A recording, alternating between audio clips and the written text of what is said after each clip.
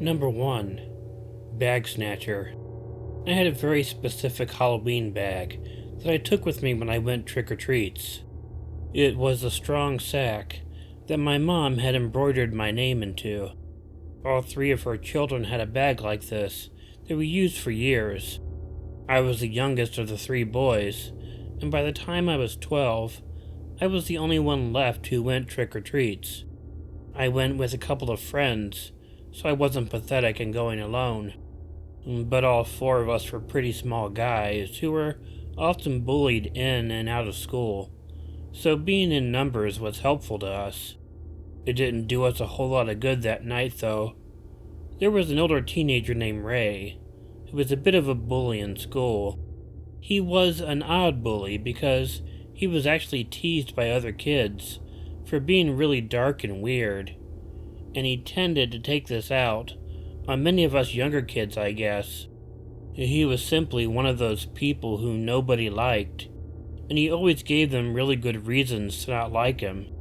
Ray was out that night, and when my friends and I noticed him more than once, we did our best to ignore and avoid him. Although he was an outcast too, I think because of the bullying that he got, he enjoyed picking on me the most. But although we tried to avoid him as much as possible, he kept showing up. He wasn't out for trick-or-treats either, as he didn't have a bag and was probably a bit too old for it anyway, but he kept showing up over and over again. Eventually it got to the point where the night was winding down. My friends and I tried to get as much done as we could. We came from poorer families, so the more Halloween candy that we could get was normally a good thing. The crowds kept thinning out, and my buddies and I were eventually one of the last groups out there. Ray caught up to us after that, and finally we realized that he must have been following us all night. He must have been waiting for the moment when he could do something to us, when there wasn't very many people around. He tried scaring us and it worked, even though we outnumbered him. We tried getting away, but he kept getting in our way. Finally, he did what, at the time, I thought was the oddest thing. He grabbed my bag from me, pushed me on the ground, and then ran off with the bag. My friends didn't chase him, and I don't blame them for that. He was a really scary guy. I was upset about losing my candy, but I had the best friends growing up. When we got back to my house, they pulled all 3 of their bags together, and then we split all the candy 4 ways between us. Despite what happened earlier in the night, that was always one of my favorite memories of growing up. The next day, however, when I went outside, I found my candy bag sitting on the porch. Checking it over, it was obviously my bag, and all the candy seemed to be still in there. I began wondering if the ghosts of Halloween past, present, and future had visited Ray while he was sleeping. Perhaps he really felt bad about it. To make it up to my friends for their nice gesture the previous night, I invited them all over to my house. We poured my bag of candy on the bed, and then began taking turns picking up pieces so we could split it among the 4 of us. One of my friends, though, noticed something really odd. He had a candy bar with an open wrapper on it. Unwrapping it, he noticed something had been inserted into the candy bar. It was a sewing pen. Its head was barely visible, and if he hadn't been looking for it, he could have eaten the bar and gotten really hurt. We then began inspecting the candy very closely. I don't know how many pieces there were altogether, but I had a lot. We probably found about 10 pieces that had been manipulated in a similar way.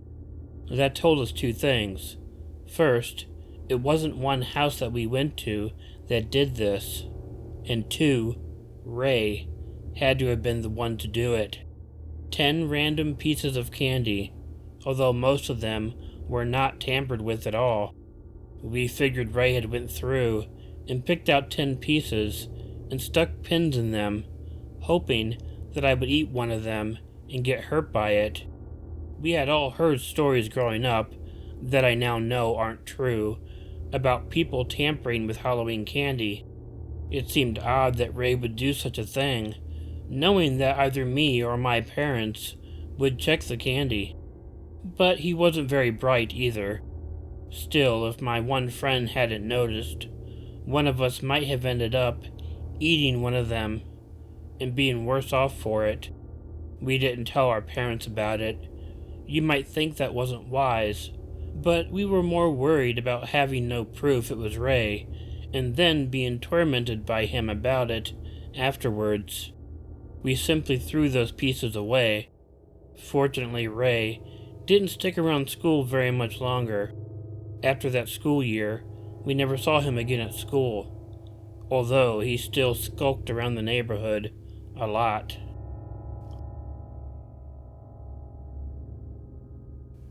Number 2. Funeral home. My father was a funeral director, so I had what a lot of people consider a pretty strange upbringing. Our home was attached to the business, so being around bodies and other funeral-related things was just second nature to me. I never thought it was really weird, until some kids at school would tease me about it. When I was 13, my parents and younger brother went out on Halloween night to a party. I stayed home and gave out candy to the kids for trick-or-treats. It wasn't spooky being in the house by myself, not even on Halloween. Not only that, everyone in the neighborhood knew us, and the kids all came to the house for candy. I gladly gave it to them, but when trick-or-treating died down for the night, I didn't mind very much. I knew my parents wouldn't be back for a long time, so I decided to enjoy the night by myself.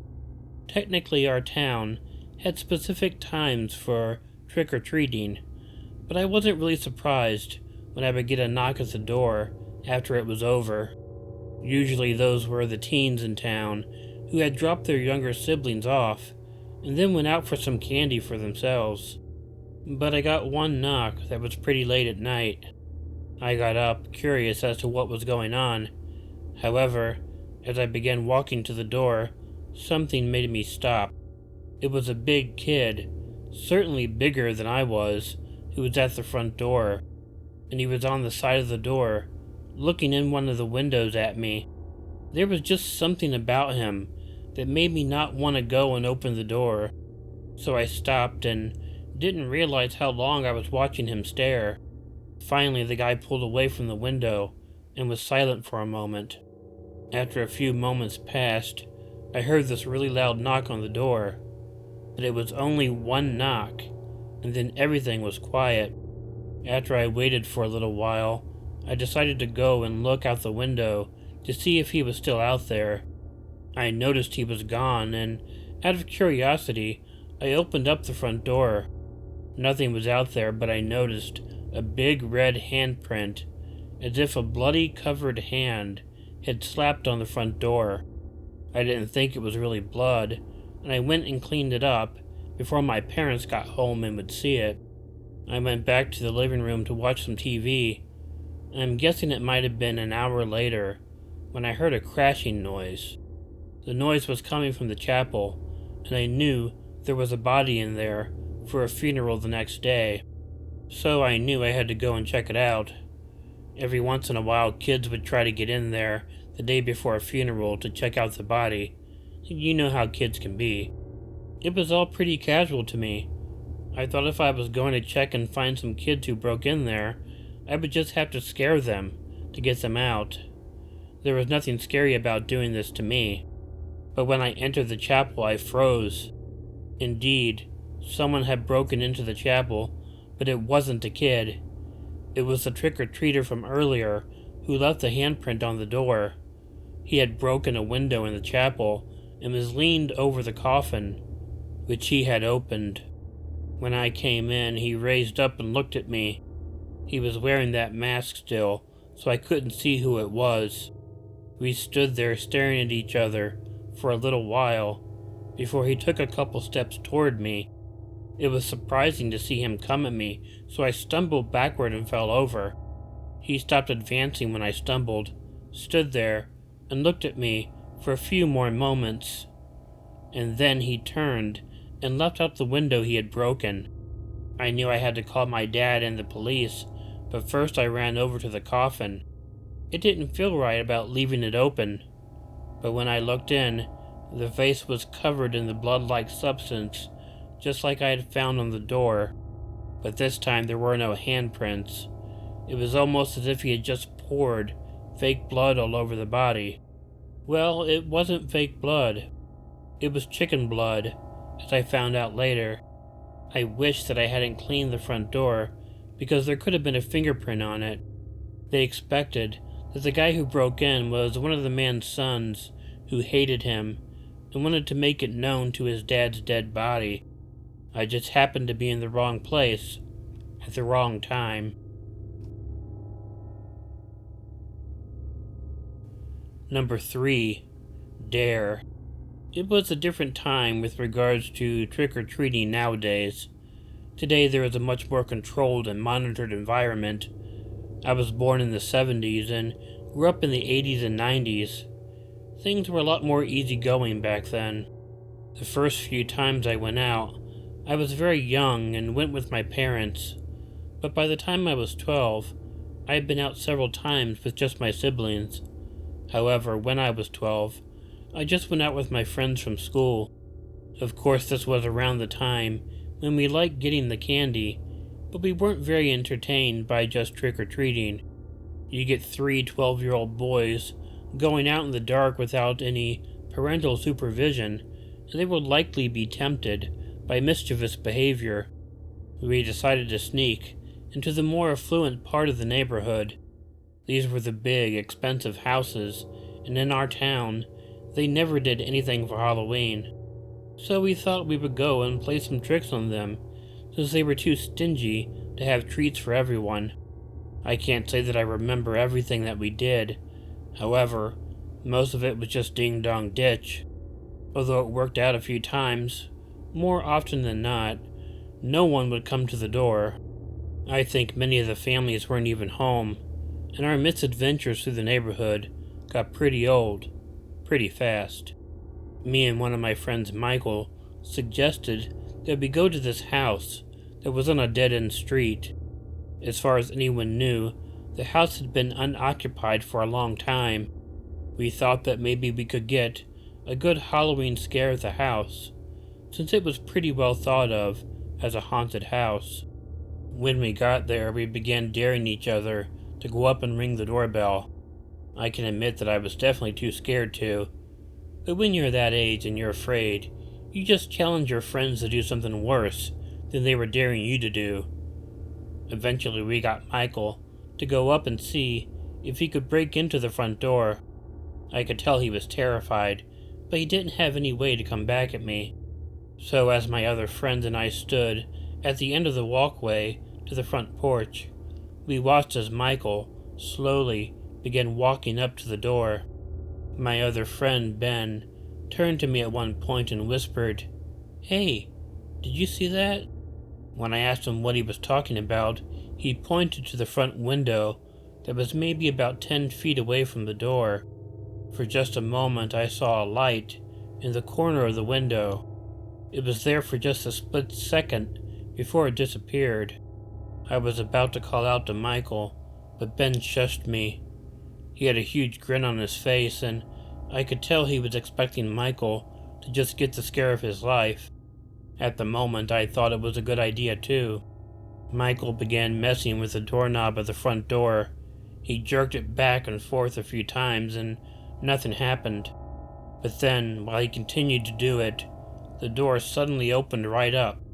He nearly fell into the house. It took us a moment to realize that someone had unlocked the door from the inside and pulled it open. I had no idea who the guy was who opened the door, but he looked like he might have been 17 years old. He was wearing dark clothing, and it was pretty dark too, so I couldn't see him well beyond that. None of that mattered, however. He had Michael by the wrist and was trying to pull him into the house. Michael began screaming and trying to pull away. Ben and I began running up to the door until the guy holding Michael raised his other hand up. At that moment we saw that he had a pocket knife in his hand, and he immediately put it to Michael's neck. That caused both Ben and I to stop dead in our tracks. He held the point of the knife up against Michael's neck and pressed it a little bit. He then whispered something into Michael's ear, and we could all hear Michael begin to sob a little bit. The three of us had never been so scared in our lives. Finally, after what seemed like forever, the teenager took Michael and threw him to the ground.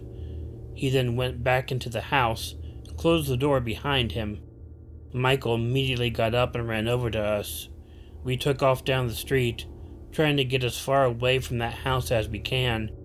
When we finally rested, we asked Michael what had happened. He was pretty inconsolable, but he told me the guy whispered in his ear, "If you tell anyone we're here, I'll cut your neck open and drink your blood." Needless to say, we didn't tell anyone what happened. However, we later in life found out who the teen was. His name was Cedric, and he spent a lot of time in juvie for getting into fights. He actually didn't live in the house, but went there with his friends to do drugs. Last I heard about him, he went to jail for an attempted murder. When I found out about that, I realized how much danger we had actually been in that night. Hey all, Killer Orange Cat here. As usual, I want to start by thanking all my paid Patreon members, starting with 2 of my 3 VIPs, Chiamerah Cat and Pixie Hopper 8. I also want to thank Heidi H, Chronic J, Stinky News, EricaOdd, Tracy Sellars, Kelli Clark, and Broken Angel. And I'd also like to thank my 3rd VIP, Pumpkin Moo and Pepper 2. I hope you guys enjoyed this video. I've been trying to get a few Halloween themed ones out, and there will be more of those to come because it's my favorite time of year and I enjoy those. So I'm hoping to get those out, and a couple more shorts too. I'm going to do some 2-sentence horror stories too. So I know a lot of times when someone puts out a 2-sentence horror story video, a lot of people will write a story in the comments. So if you have an idea for a story, write it down and email it to me. I'd love to include it. I can't guarantee I'll include it, but if it's good and scary, I will definitely do that. If you like this video, please let me know by hitting the like button. If you're not already subscribed to Killer Orange Cat and you'd like to be, hit the subscribe button and the bell to be notified of new content. Leave me a comment, which I'll do my best to get back to, and consider sharing this video with someone you think might enjoy it. If you have an original story you want narrated on Killer Orange Cat, please send it to the address included in the description. But most importantly, don't forget to make sure to check in your closet and check under your bed, because you never know where a Killer Orange Cat might be hiding. Good night.